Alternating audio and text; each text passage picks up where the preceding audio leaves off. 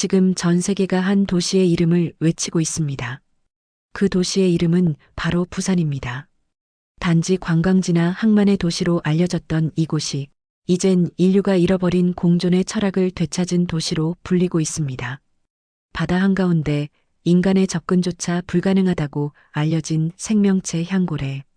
그 거대한 생명이 믿기 어렵게도 인구 350만의 대도시 부산 앞바다에서 발견된 것입니다. 전 세계 해양학자들이 불가능하다고 단언했던 일이었습니다. 그런데 그것이 현실로 일어났습니다. 노르웨이의 해양학자 알렉산더 린드. 20년간 도시는 바다의 적이라 주장해온 그에게 부산은 연구 인생 전체를 뒤흔드는 충격을 안겨주었습니다. 이건 거짓이다. 있을 수 없다. 그는 처음엔 분노했습니다. 그가 평생 쌓아온 데이터와 논문, 그리고 신념이 흔들렸으니까요. 하지만 그는 결국 부산 앞바다에서 진실을 보았습니다. 그리고 그 진실은 그를 침묵하게 만들었습니다. 도시가 바다를 파괴한다. 그가 20년간 외쳐온 문장은 그날 단 한순간에 무너져 내렸습니다. 그렇다면 도시와 바다가 공존할 수 있다는 기적은 어떻게 가능했을까요? 그 답을 찾기 위해 알렉산더는 비행기에 몸을 실었습니다.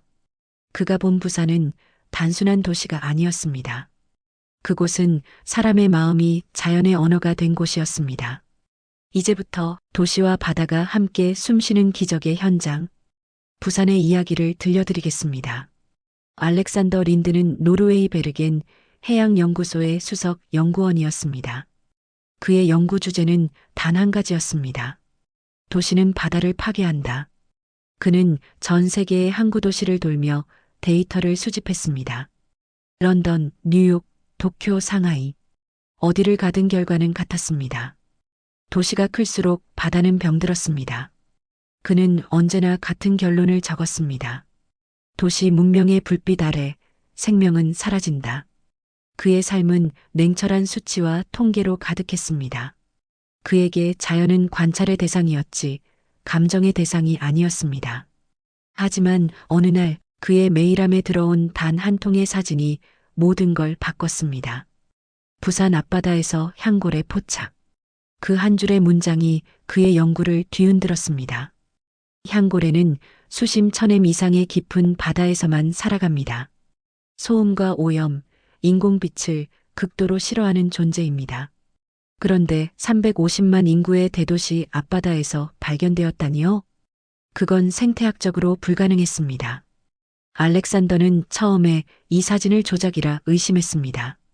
이건 누군가 만든 가짜 뉴스야. 그는 손으로 커피잔을 들었지만 잔이 미세하게 떨렸습니다. 마음속 어딘가에서 혹시라는 불안이 피어올랐습니다. 그때 오래된 기억 하나가 스쳤습니다.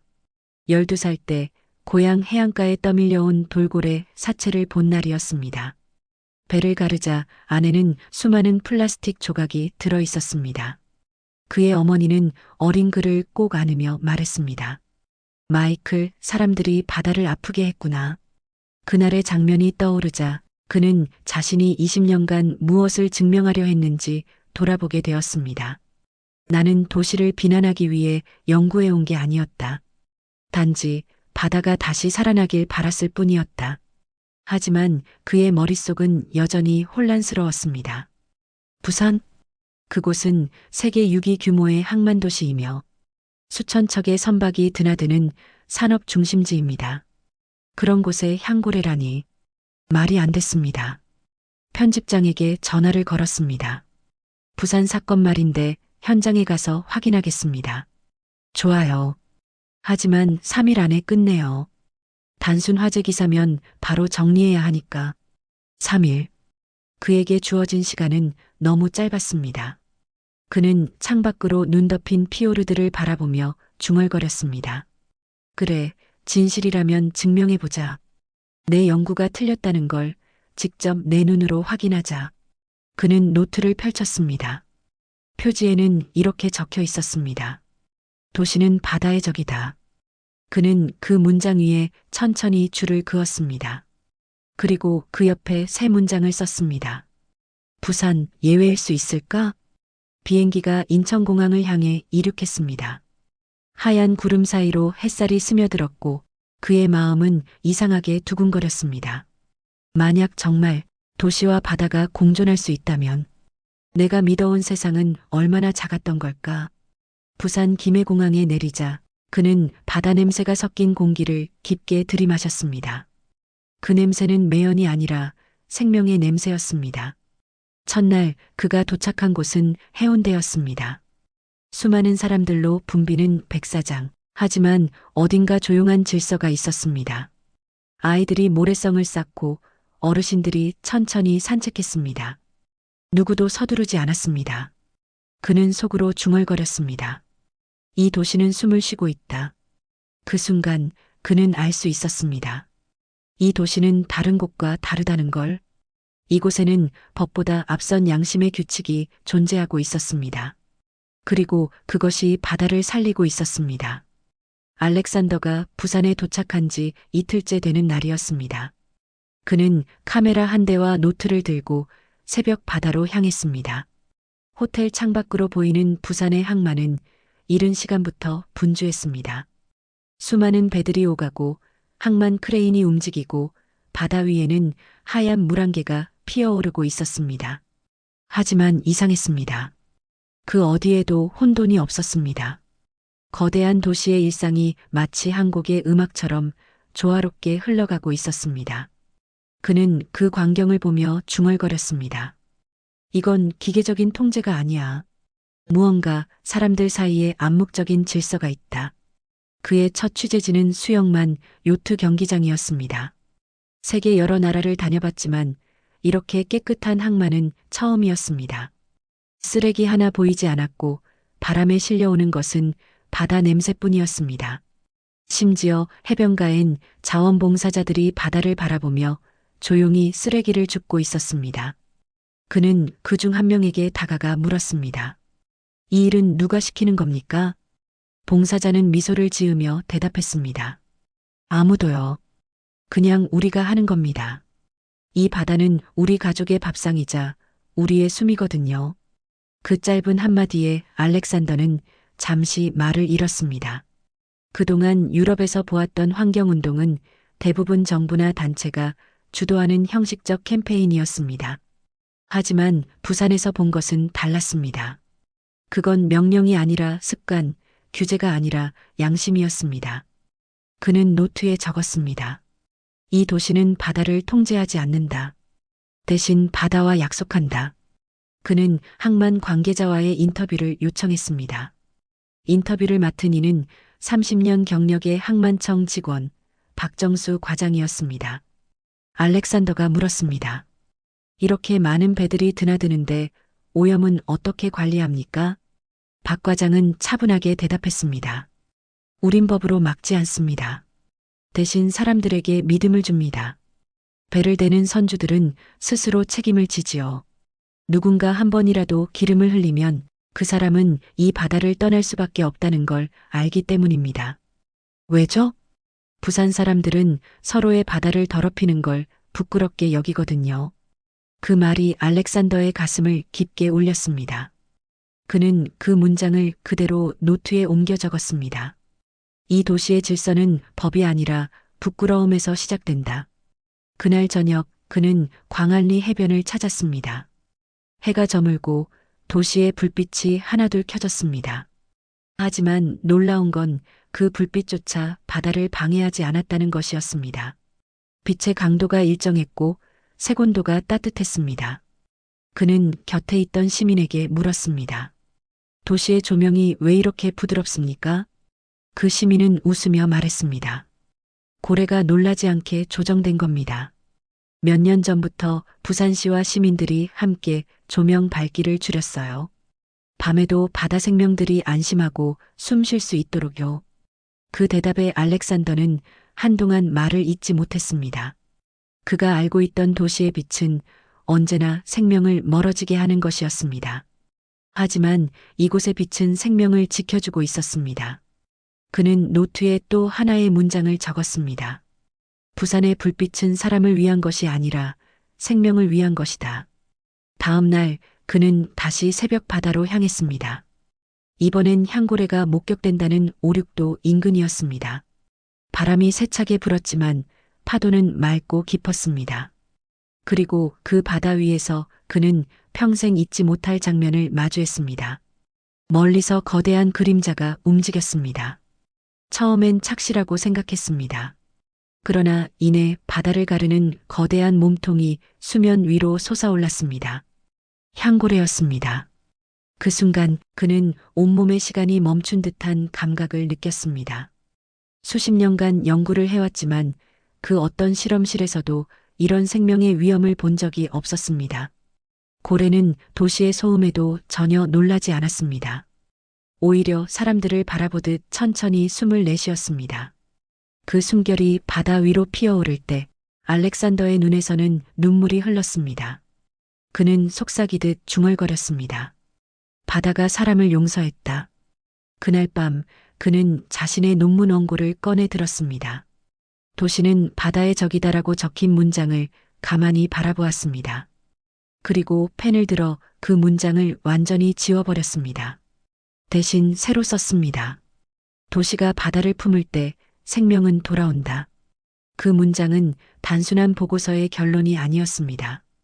그것은 그의 인생의 전환점이었습니다. 그날 이후 그는 매일 새벽 신천이 아닌 신앙만을 걸었습니다. 그리고 매일 다짐했습니다. 이 도시는 단지 해안을 가진 곳이 아니다. 이곳은 바다와 인간이 다시 손을 맞잡은 첫 번째 도시다. 그날 이후 알렉산더는 매일같이 부산의 바다를 관찰했습니다. 그의 눈은 과학자의 눈이었지만 그 마음은 점점 인간의 눈으로 변해가고 있었습니다. 처음엔 단순히 향고래의 생태적 이유를 찾기 위해 시작한 관찰이었지만 며칠이 지나자 그는 깨닫기 시작했습니다. 이 도시는 단순히 바다를 관리한 것이 아니라 바다를 이해하고 있었다는 사실을 말입니다. 그는 부산시 해양환경과의 김지연 팀장을 찾아갔습니다. 작은 사무실에는 화분과 해조류 샘플이 가득했습니다. 그녀는 바다를 연구하는 공무원이라기보다 마치 바다를 가족처럼 돌보는 사람처럼 보였습니다. 향고래가 돌아온 이유가 뭘까요? 알렉산더의 질문에 그녀는 미소를 지었습니다. 이유는 단순합니다. 우리가 바다의 목소리를 들었기 때문입니다. 그는 고개를 갸웃했습니다. 바다의 목소리라니요? 10년 전만 해도 부산의 바다는 죽어가고 있었습니다. 어민들은 어획량이 줄어 울었고 해수욕장은 폐쇄 직전이었죠.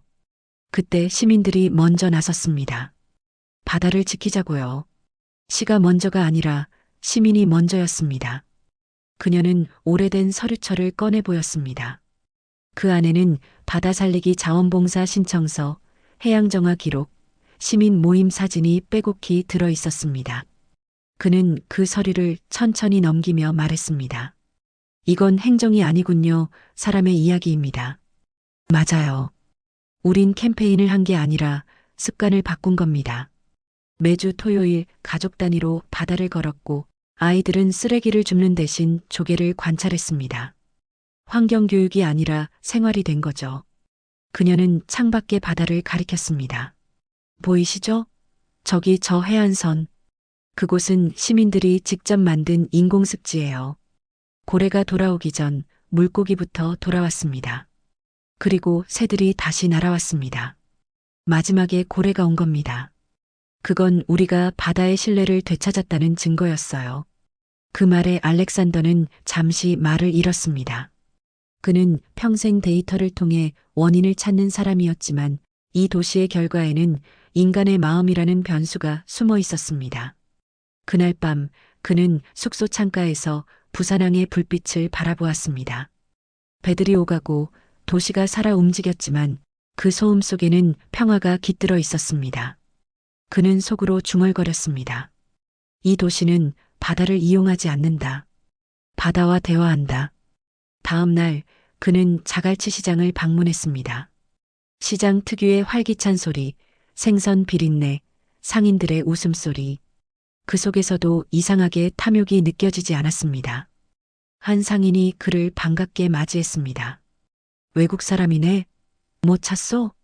그냥 구경 중입니다. 그런데 여긴 정말 깨끗하네요. 이렇게 붐비는 시장이 이렇게 정돈된 건 처음 봅니다. 상인은 웃으며 말했습니다. 부산 사람들은 바다를 먹여주는 어머니로 생각하니까요. 어머니 밥상에 쓰레기 올리는 사람 없잖아요. 그 한마디가 알렉산더의 가슴을 깊이 울렸습니다.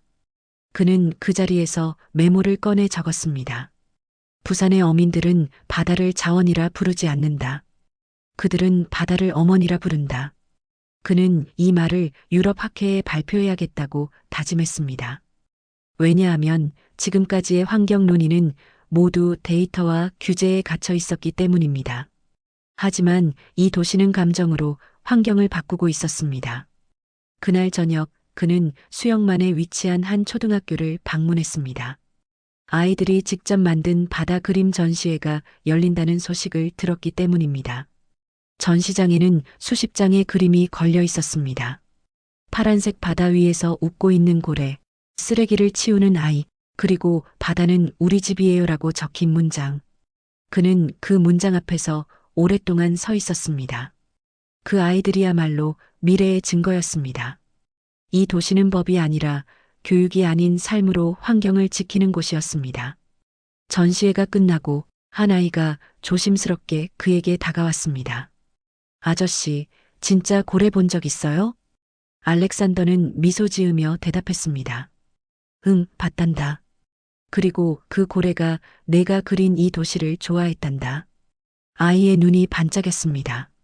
그럼 고래는 우리 친구죠? 그래, 맞아. 너희가 그 친구를 지켜줬으니까. 그 순간 그는 깨달았습니다. 부산의 바다가 다시 살아난 이유는 기술이 아니라 마음의 세대교체였습니다. 이 도시는 아이들에게 환경보호를 가르친 게 아니라 함께 사는 법을 물려주고 있었던 것입니다. 그날 밤 알렉산더는 일기장에 이렇게 썼습니다. 부산의 기적은 우연이 아니다. 그것은 수백만 명의 마음이 쌓여 만든 하나의 파도였다. 그는 마지막 문장에 밑줄을 그었습니다. 그 밑줄은 단순한 강조가 아니라 그의 인생의 새로운 신념이 되었습니다. 새벽 4시 부산항에서 동쪽으로 향하는 작은 어선 위. 알렉산더는 손에 카메라를 들고 수평선을 바라보고 있었습니다. 하늘은 검푸른색에서 서서히 붉게 변하고 바람은 바다의 냄새를 실어 그의 얼굴을 스쳤습니다. 그는 온몸이 긴장된 채로 숨을 죽였습니다. 전날 부산 어민들에게서 들은 소식 때문이었습니다. 향고래가 어제 저기 5, 6도 근처에서 나타났어요. 오늘 해가 뜨기 전이면 또 올 겁니다. 그 말은 단순한 소문이 아니었습니다. 그들은 매일같이 바다를 읽고 물살의 온도와 물고기의 움직임을 아는 사람들이었습니다.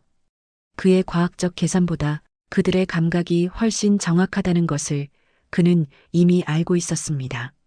시간은 천천히 흘렀습니다. 새벽이 밝아오자 수면 위에 은빛이 번지기 시작했습니다. 그리고 그 순간, 저기요. 어민 한 명이 손가락으로 먼 바다를 가리켰습니다. 그 시선이 닿은 곳에서 거대한 그림자가 천천히 움직이고 있었습니다. 그건 바위도 파도도 아니었습니다. 향고래였습니다. 거대한 등지느러미가 바다를 갈랐고 숨구멍에서 하얀 물기둥이 솟아올랐습니다. 그 물기둥은 마치 하늘로 향하는 신호처럼 곱게 뻗어올랐습니다. 순간 어선 위의 모든 사람들은 숨을 멈췄습니다. 향고래는 천천히 방향을 틀더니 수면 가까이 떠올라 거대한 몸을 드러냈습니다. 그 몸은 거칠지 않았습니다. 빛을 받은 고래의 피부는 은은하게 빛났고 그 모습은 말로 표현할 수 없을 만큼 장엄했습니다. 그때였습니다. 두 번째 향고래가 나타났습니다. 그리고 잠시 후 세 번째, 네 번째, 총 5마리의 향고래가 한 줄로 늘어서서 파도 위를 미끄러지듯 헤엄치기 시작했습니다. 그건 마치 춤이었습니다. 규칙도 지위도 없었지만 그들의 움직임은 완벽한 조화를 이루고 있었습니다. 고래가 움직일 때마다 바다가 울렸고 그 울림이 공기를 타고 그의 가슴속까지 전해졌습니다. 알렉산더는 카메라를 들었지만 셔터를 누르지 못했습니다. 그는 그 장면을 기록하고 싶지 않았습니다. 그저 기억하고 싶었습니다.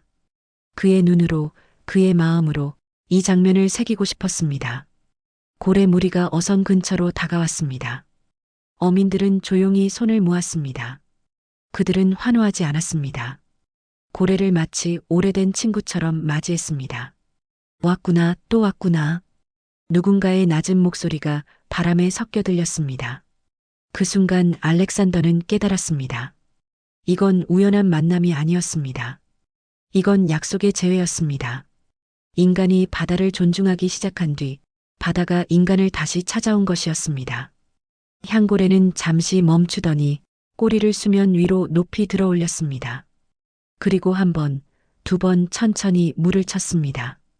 그 물보라가 햇빛에 부딪히며 일곱색으로 반짝였습니다.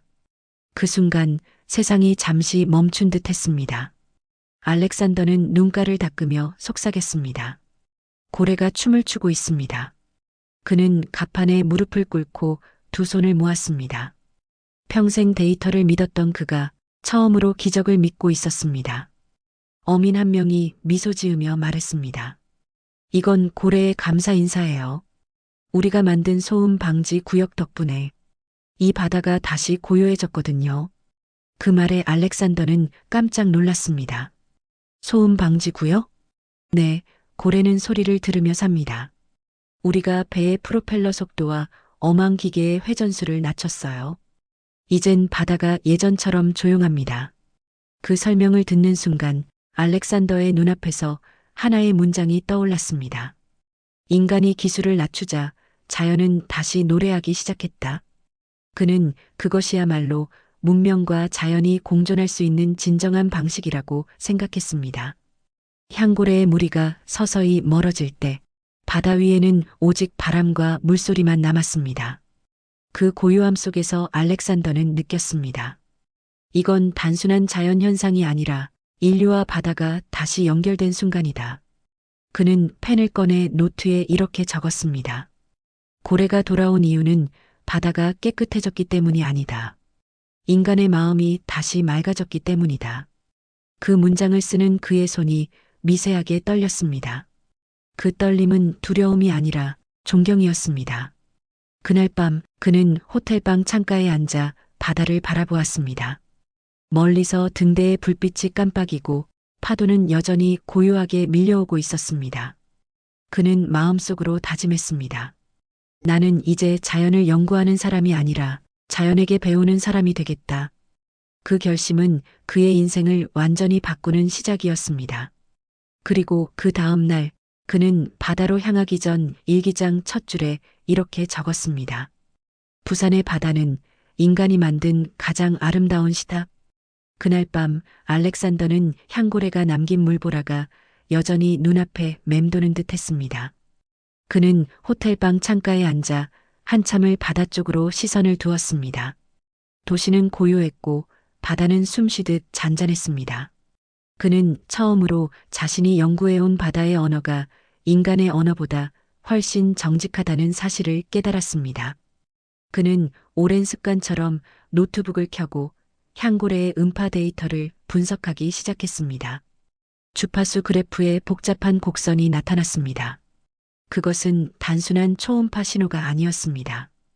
일정한 리듬과 간격, 그리고 감정의 흐름이 느껴졌습니다. 이건 의사소통이야. 그는 중얼거렸습니다. 고래의 노래는 언어가 아니라 감정의 진동이었습니다. 공포, 경계, 기쁨, 그리고 평화. 그 모든 감정이 바다의 파동을 통해 전해지고 있었습니다. 그는 생각했습니다. 이 소리는 단지 고래끼리의 대화가 아니야. 이건 우리에게 보내는 메시지다. 그는 녹음된 소리를 다시 재생했습니다. 낮고 긴 울림이 방 안을 가득 채웠습니다. 그 소리는 마치 사람의 심장 박동처럼 일정했습니다. 들으면 들을수록 마치 바다가 직접 말을 걸고 있는 듯 했습니다. 그는 눈을 감았습니다. 우린 기다렸습니다. 인간이 다시 귀를 기울여 줄 날을. 그는 마치 바다가 그렇게 말하는 것처럼 느꼈습니다. 그는 갑자기 가슴이 먹먹해졌습니다. 과학자로서 수많은 데이터를 분석했지만 이렇게 들린다고 느낀 적은 처음이었습니다. 그 순간 그는 자신이 평생 얼마나 많은 소리를 놓쳤는지를 깨달았습니다. 기계의 소음, 도시의 불빛, 인간의 욕망 속에 묻혀 사라진 자연의 목소리들, 그것들이 하나둘 되살아나는 듯 했습니다. 새벽의 바람소리, 파도에 부딪히는 조약돌의 속삭임, 그리고 향고래의 낮은 울음. 그는 손가락으로 키보드 위를 천천히 두드리며 기록했습니다. 고래의 노래는 경고가 아니라 초대였다.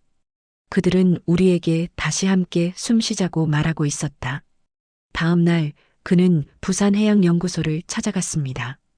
그곳에는 바다 생태를 장기간 기록한 음향 자료들이 보관되어 있었습니다. 연구원 박소라 박사가 그를 맞이했습니다. 그녀는 고래 음향을 연구하는 젊은 학자였습니다. 박 박사님, 혹시 향고래의 최근 패턴에 변화가 있었습니까? 그녀는 미소를 지으며 컴퓨터 화면을 보여주었습니다. 네, 흥미로운 데이터가 있습니다. 고래의 울음 간격이 과거보다 길어졌어요. 그건 무슨 의미죠? 안정감을 느낄 때 나타나는 패턴입니다. 위협이 줄어들면 고래들은 더 느리게, 더 깊게 노래합니다. 그 말에 알렉산더는 전율을 느꼈습니다. 인간이 조용해지자 고래가 노래하기 시작했다. 그 단순한 사실이 너무나 거대하게 다가왔습니다. 박 박사는 말을 이었습니다. 몇 년 전까지만 해도 이 바다는 기계음과 선박 엔진 소리로 가득했어요. 그런데 시민들과 어민들이 자발적으로 선박 속도를 낮추고 정박 시간을 줄였죠. 그 결과 바다가 다시 말하기 시작했습니다. 그녀의 눈빛은 자부심으로 빛났습니다. 이건 정책이 아니라 마음의 결과입니다. 알렉산더는 고개를 끄덕였습니다. 그는 마음속으로 중얼거렸습니다. 부산의 사람들은 바다를 사랑한 것이 아니라 존중했다. 그래서 바다가 그 사랑을 기억한 것이다. 그날 밤 그는 연구 노트에 한 문장을 적었습니다. 과학이 대답하지 못한 질문을 한국의 바다가 알려주었다. 그 문장은 그의 경력에서 가장 중요한 문장이 되었습니다. 그는 자신의 평생 논문보다 그 한 줄이 더 큰 진실을 담고 있다고 느꼈습니다. 다음 날 새벽 그는 오륙도 전망대에 섰습니다. 바다는 여전히 잔잔했고 수평선 위로 붉은 해가 떠오르고 있었습니다. 그때 멀리서 또다시 고래의 숨소리가 들려왔습니다. 그 소리는 낮고 길었지만 이상하게 따뜻했습니다. 그는 눈을 감고 그 울림에 귀를 기울였습니다. 그 소리 속에는 인간의 언어로는 표현할 수 없는 메시지가 담겨 있었습니다. 너희가 우리를 지켜줬듯 우리도 이제 너희를 지켜주겠다. 그는 눈을 떴습니다. 그의 얼굴에는 눈물이 맺혀 있었습니다. 그 눈물은 슬픔이 아니라 구원의 눈물이었습니다. 그는 마지막으로 일기장에 이렇게 썼습니다. 고래는 인간의 거울이었다. 우리가 잃었던 언어를 그들이 대신 말해주고 있었다. 그는 펜을 내려놓고 조용히 웃었습니다. 이제 나는 알았다. 세상을 바꾸는 건 거대한 과학이 아니라 아주 조용한 마음의 울림이라는 것을. 바람이 잔잔히 불던 오후, 알렉산더는 광안리 해변에 앉아 파도를 바라보고 있었습니다. 수평선 너머로 밀려오는 파도는 일정한 리듬을 가지고 있었습니다. 부서지고 다시 밀려오고 또다시 사라지는 반복. 그 단순한 움직임 속에서 그는 이상한 평온을 느꼈습니다. 그는 문득 생각했습니다. 이 파도는 마치 사람 같다. 언제나 상처를 받지만 포기하지 않고 다시 다가오는 사람. 부서지면서도 자신을 잃지 않는 사람. 그는 그 모습을 통해 한국인의 마음을 보았습니다. 그날 오후 그는 한 어부의 초대를 받았습니다. 이름은 박노인, 나이는 73. 평생을 바다에서 살아온 사람으로 그의 손에는 깊은 주름과 소금기 어린 삶의 흔적이 묻어 있었습니다. 당신은 왜 아직도 바다에 나가십니까? 알렉산더의 질문에 박노인은 웃으며 말했습니다. 바다는 나를 닮았거든요. 화도 내고 품기도 하고 다시 미안하다고 말하죠. 그 말은 단순했지만 알렉산더의 가슴을 울렸습니다. 그는 그 말을 곱씹으며 바다를 바라보았습니다. 파도가 부딪히고 다시 밀려오는 그 반복이 그의 인생처럼 느껴졌습니다. 그는 속으로 중얼거렸습니다. 부산의 파도는 인간의 마음을 닮았다. 박노인은 오래된 커피포트를 꺼내와 모래 위에서 불을 피웠습니다. 바람이 불어 불꽃이 흔들렸지만 꺼지지 않았습니다. 이 바람이 참 고집이 세지요? 네. 그런데도 불은 꺼지지 않네요. 사람도 그래요. 꺼질 듯해도 완전히 꺼지진 않아요. 그 말에 알렉산더는 가슴이 뜨거워졌습니다. 그는 그 순간 깨달았습니다. 이 도시를 지탱하는 힘은 기술도 경제도 행정도 아니었습니다. 그건 포기하지 않는 사람들의 마음이었습니다. 그날 밤 그는 수첩에 그 말을 적었습니다. 한국의 힘은 파도처럼 반복된다. 무너져도 다시 일어나는 마음, 그것이 이 도시의 뿌리다. 다음 날 아침 그는 자갈치 시장 근처의 작은 골목길을 걸었습니다.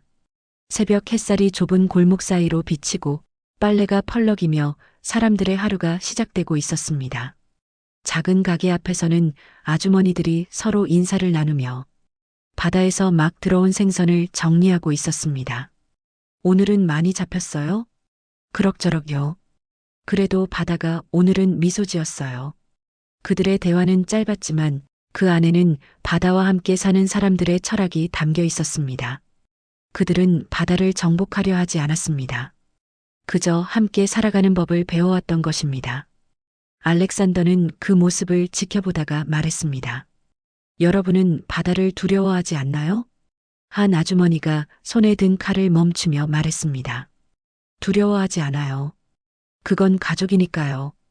가족은 무섭지 않아요. 다만 존중할 뿐이죠. 그 대답에 그는 다시금 놀랐습니다.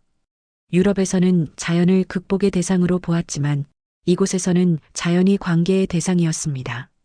그 차이는 너무나도 컸습니다. 그는 마음속으로 되뇌었습니다.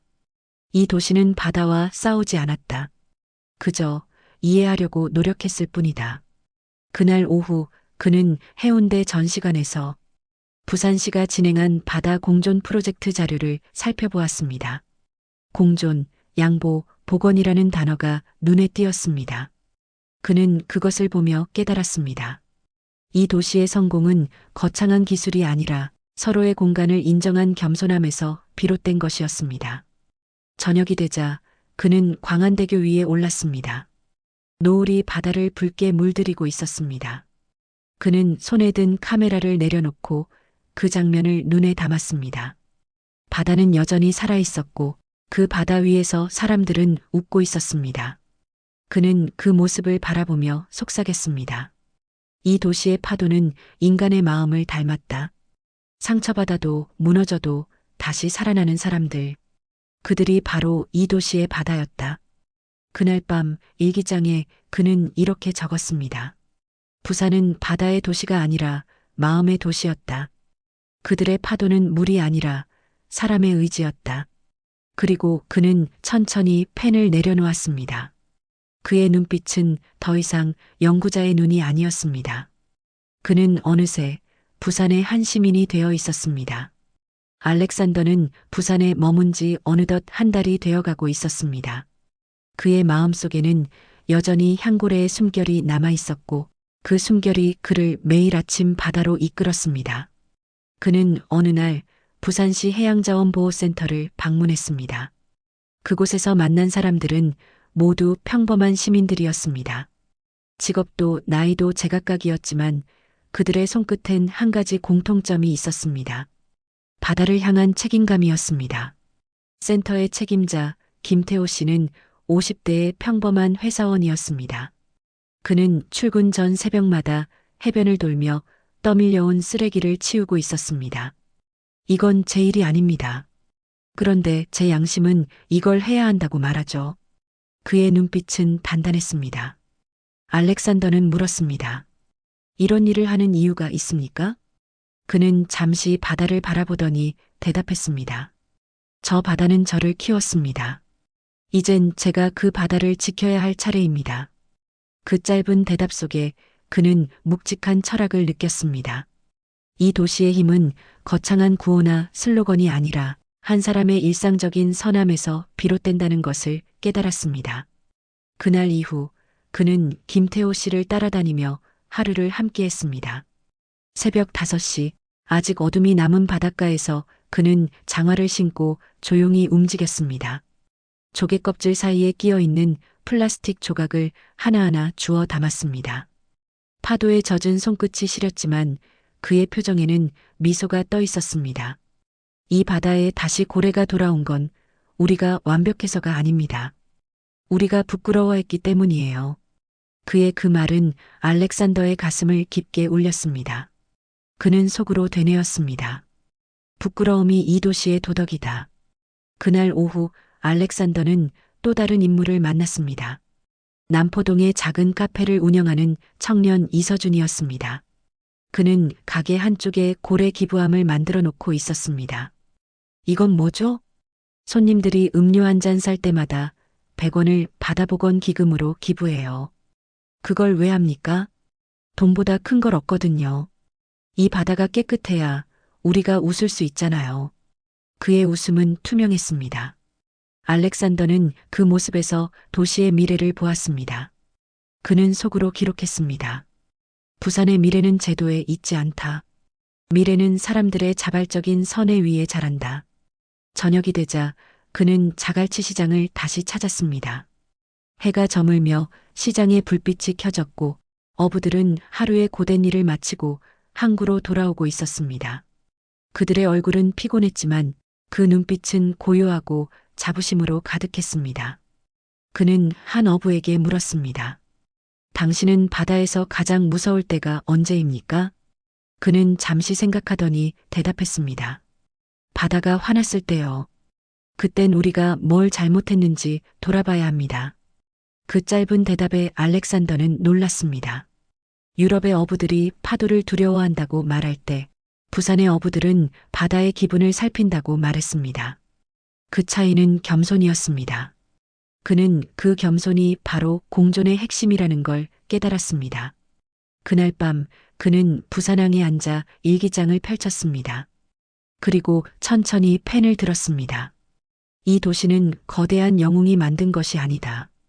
바다를 지키는 수많은 이름 없는 사람들의 손끝이 만든 것이다. 그 문장을 적는 동안 그는 자신이 왜 이곳에 와야 했는지를 이해했습니다. 그가 찾던 진실은 과학적 증명이 아니라 사람의 양심 속에 숨어 있었습니다. 바람이 불어 등대 불빛이 흔들렸습니다. 그는 그 빛을 보며 조용히 속삭였습니다. 이 도시의 영웅들은 신문에 실리지 않는다. 그들은 매일 바다와 약속을 지키는 사람들이다. 그날 이후 그는 부산 프로젝트의 제목을 바꾸었습니다.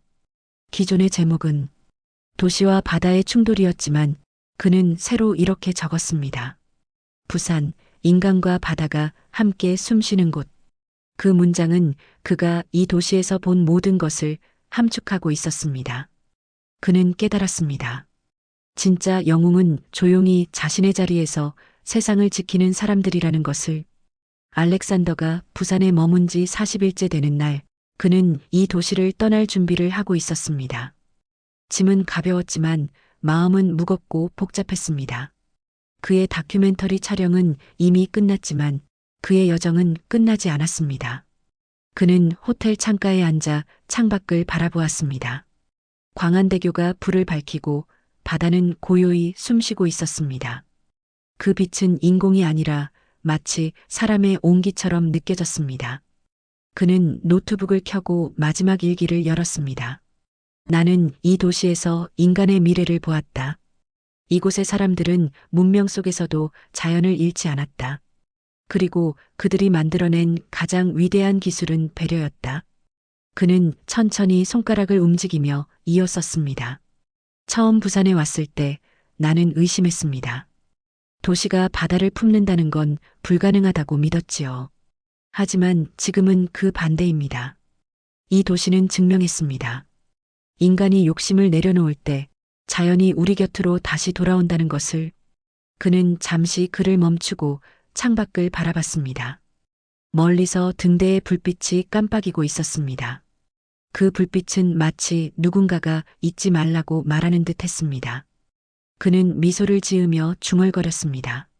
그래요, 당신들이 옳았습니다. 도시는 바다의 적이 아니었습니다. 그는 카메라를 들고 마지막으로 바다를 향했습니다. 새벽 5시, 항구의 공기가 차가웠지만 그의 마음은 따뜻했습니다. 그는 어제 만난 어민 김태호 씨를 다시 만났습니다. 돌아가십니까? 네. 하지만 제 마음은 여기에 남습니다. 김 씨는 잠시 미소 짓더니 작은 유리병을 건넸습니다. 안에는 하얀 조개 껍질 하나가 들어 있었습니다. 이건 바다의 약속입니다. 이걸 가진 사람은 다시 돌아와야 합니다. 알렉산더는 그 유리병을 두 손으로 꼭 쥐었습니다. 반드시 돌아오겠습니다. 그의 눈가에는 눈물이 맺혔습니다. 그는 그날 새벽 부산역으로 향하는 길에 카메라를 켰습니다. 그리고 자신에게 마지막 인터뷰를 남겼습니다. 나는 한 도시를 보았습니다. 그 도시는 기술보다 마음이 앞섰고 경쟁보다 연대가 먼저였으며 소음보다 침묵이 아름다웠습니다. 나는 그 도시에서 배웠습니다. 진짜 문명은 건물이 아니라 서로를 존중하는 사람들의 눈빛 속에 있다는 것을. 그는 잠시 말을 멈추고 숨을 내쉬었습니다. 부산은 나에게 새로운 기준을 주었습니다. 나는 이제 문명을 측정할 때 GDP가 아니라 온도를 보려 합니다. 사람들의 마음의 온도 말입니다. 그의 목소리는 떨렸습니다. 나는 과학자로서 이 도시를 연구하러 왔습니다. 하지만 결국 인간으로서 사랑하게 되었습니다.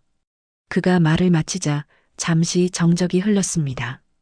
그리고 화면 너머로 부산의 새벽 바다가 비쳤습니다. 햇살이 수평선을 뚫고 올라왔고 파도는 마치 인사하듯 부드럽게 일렁였습니다.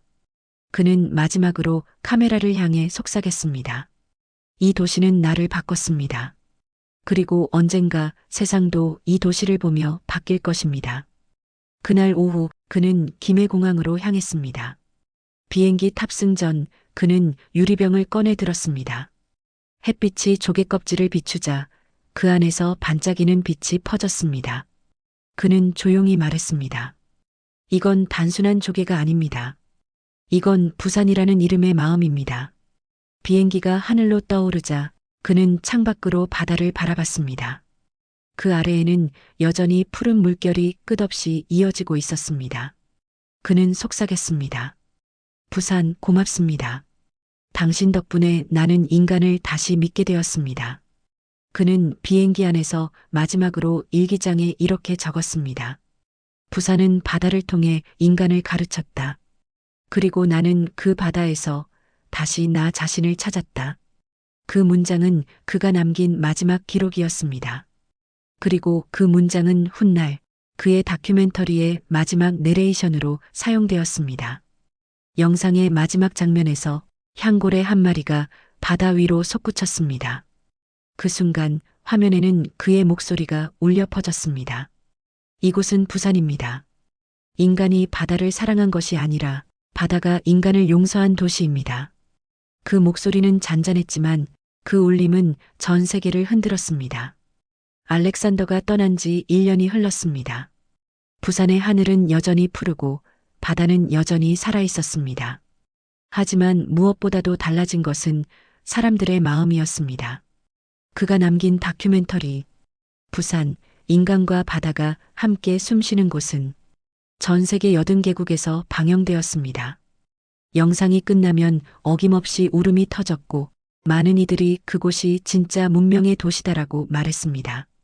그러나 정작 부산 사람들은 그 화제에 별다른 반응을 보이지 않았습니다. 그들은 여전히 매일 바다를 향했고 늘 하던 대로 조용히 쓰레기를 주웠으며 어제처럼 아이들에게 바다 이야기를 들려주었습니다. 한겨울에 찬 바람이 불던 어느 날 김태호 씨는 새벽 바다를 걸으며 중얼거렸습니다. 그 외국인, 그분이 떠난 지 벌써 1년이네. 그는 바다를 향해 조용히 인사했습니다. 당신이 남긴 말 잊지 않았습니다. 그날도 그는 바닷가에서 조개 껍질 하나를 주었습니다. 그 조개는 어딘가 낯익었습니다. 그는 조개를 품에 넣으며 생각했습니다. 이건 단순한 껍질이 아니라 마음의 증거다. 그날 오후 부산 해양환경센터에서는 알렉산더 린드 기념 전시회가 열렸습니다. 그가 남긴 사진과 일기, 그리고 고래의 음파 데이터가 전시되었습니다. 전시장 안에는 유독 한 문장 앞에 많은 사람들이 멈춰 섰습니다. 도시는 바다의 적이 아니다. 인간의 마음이 바다를 병들게 하거나 다시 살릴 뿐이다. 그 문장은 한 페이지짜리 노트에 손으로 적혀 있었고 그의 마지막 필체가 그대로 남아 있었습니다. 그 문장을 본 사람들은 아무 말도 하지 않았습니다. 그저 고개를 숙이고 천천히 바다 쪽 창문을 바라보았습니다. 그 전시회에 참석한 한 소녀가 있었습니다. 그녀의 이름은 민지였습니다. 초등학교 때 고래 그림을 그리고 바다는 우리 집이에요라고 썼던 그 아이였습니다. 이제는 고등학생이 된 그녀는 알렉산더의 글을 읽으며 조용히 눈물을 닦았습니다. 그녀는 친구에게 말했습니다. 이 사람 진짜 고래를 본 사람이래. 친구가 물었습니다. 근데 왜 울어? 몰라, 그냥 고마워서. 그녀의 그 한마디는 이 도시가 왜 여전히 따뜻한지를 보여주는 대답이었습니다. 그날 저녁 전시회가 끝나고 바다에는 수많은 등불이 띄워졌습니다. 고래의 날을 기념하는 시민 행사였습니다. 사람들은 종이배 위에 소원을 적었습니다. 바다가 아프지 않게 해주세요. 우리 아이들이 이 바다를 계속 볼 수 있게 해주세요. 파도 위를 천천히 떠가는 등불들이 바람에 흔들리며 은은하게 빛났습니다. 그 불빛은 마치 고래의 숨결처럼 부드럽게 일렁였습니다. 사람들은 숨을 죽였습니다. 그리고 아무도 소리를 내지 않았습니다. 모두가 눈으로만 바다를 바라보았습니다. 고래는 잠시 머리를 들어 올리고 하늘을 향해 물기둥을 내뿜었습니다. 그 모습은 마치 인사 같았습니다. 그날 이후 사람들은 이렇게 말했습니다. 고래는 그를 기억하고 돌아왔다. 부산은 그렇게 사람과 바다가 서로를 기억하는 도시가 되었습니다. 그 기억은 이제 하나의 문화가 되었고 아이들은 학교에서 공존의 날을 배우게 되었습니다. 환경 과목의 첫 문장은 이렇게 시작했습니다. 부산은 바다가 인간을 용서한 도시입니다. 그 문장을 읽는 순간 누구든 마음 한쪽이 따뜻해졌습니다. 그것은 다큐멘터리가 아니라 살아있는 철학이었습니다. 수년이 흘러 알렉산더의 다큐멘터리는 여전히 재방송되고 있습니다. 그가 남긴 조용한 목소리는 세월이 지나도 잊히지 않았습니다. 그리고 그 목소리는 이렇게 끝납니다. 부산, 인간이 바다가 된 도시,